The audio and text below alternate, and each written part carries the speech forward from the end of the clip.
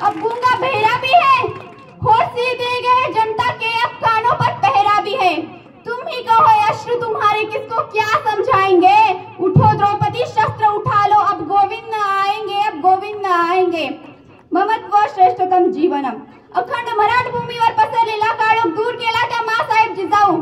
या माऊलीचा मोठेपण तुम्ही आम्ही घेत असलेला श्वास या माऊलीचा देणं आहे।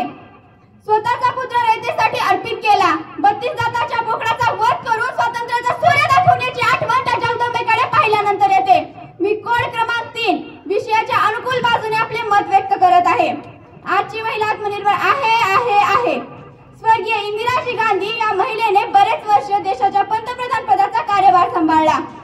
जिथे झाशीच्या राणीने घोड्यावर बसून तलवार चालवली, जिथे मदर तेरेसा जगाची आई झाली आणि जिथे सिंधुताई सपकाळांना त्यांची माई झाली, एवढेच नाही तर सुषमा स्वराज, उमा भारती व साध्वी ऋतुंबरा या महिलांनी राजकारणात अव्वल दर्जाचे कार्य केले आहे।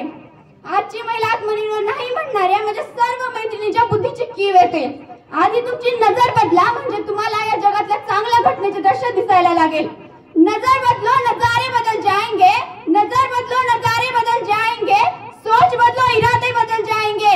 कश्तियां बदलने की जरूरत नहीं, दिशाएं बदलो किनारे आपोआप मिल जाएंगे, किनारे आपोआप मिल जाएंगे। आत्मनिर्भर या शब्दाची व्याख्या तुम्हा समोर ठेवून मी विषयात प्रवेश करते। दुसऱ्याचा आधार न घेता जगणे यालाच खऱ्या अर्थाने आत्मनिर्भरता म्हणतात। भारताच्या सर्वोच्च पदावर कार्यरत असलेली द्रौपदी मुर्मू, गृह विभागाच्या मोठ्या पदावर कार्यरत असलेली रश्मी शुक्ला या महिला स्वतःचा निर्णय स्वतः घेत आहेत। एवढेच नाही तर देश चालवण्याची धमक त्यांच्यात निर्माण झालेली आहे। अकेली नारी सब पे भारी, घराला घर पण आणत देशाला देश पण आणणाऱ्या या महिलांकडे बोट दाखवत मी स्पष्टपणे सांगते, आजची महिला अबला नसून सबला आहे। आणि ती म्हणूनच म्हणते मी आजची महिला आत्मनिर्भर आहे। मुलगी म्हणजे ओझं नाही, बाहूंना बळ देणारी ऊर्जा असते, कसलेल्या मनाची उभारी असते, लढण्याचं सामर्थ्य असते। 2 घरांचा दुवा असते मुलगी, लढण्याचं सामर्थ्य असते मुलगी आणि ही मुलगीच पुन्हा सबळ महिला होते। भारतामध्ये अशा अनेक महिला सरपंच ज्यांनी पाणीदार गाव निर्माण केलं। मी आपल्या तालुक्यातील दापका गावचं उदाहरण देते।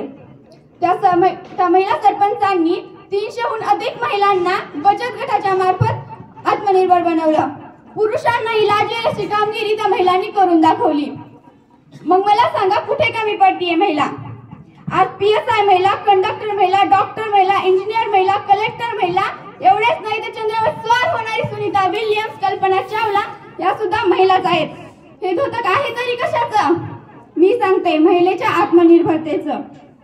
घरी आई महिला, शाळेत शिक्षिका महिला, चौफेर भूमिका मांडताना जगाला दुःख न दाखवता जगण्याची 2 हात करणारी ती महिला, अन्याय अत्याचारांचा सामना करणारी ती महिला, गुंड प्रवृत्तीला वाचा फोडणारी ती महिला, या सगळ्या गोष्टी महिलाच आहे। एवढ्या सगळ्या गोष्टींचा सामना करणारी ती महिलाच आहे। दुसऱ्यांचा आधार न घेता एकटीच्या सर्व गोष्टींचा सामना करते। म्हणूनच मी म्हणते आजची महिला आत्मनिर्भर आहे। वेदानुकालापासून स्त्रीला दाबण्याचा प्रयत्न केला गेला, तिच्या डोक्यावर बाईपणाचं गाठोडे ठेवून तिला निर्बल बनवण्याचा प्रयत्न केला गेला। तरी सुद्धा ती झाशीची राणी आहे, तरी सुद्धा ती महालक्ष्मी आहे, तरी सुद्धा ती सावित्री आहे, तरी सुद्धा ती फातिमा आहे।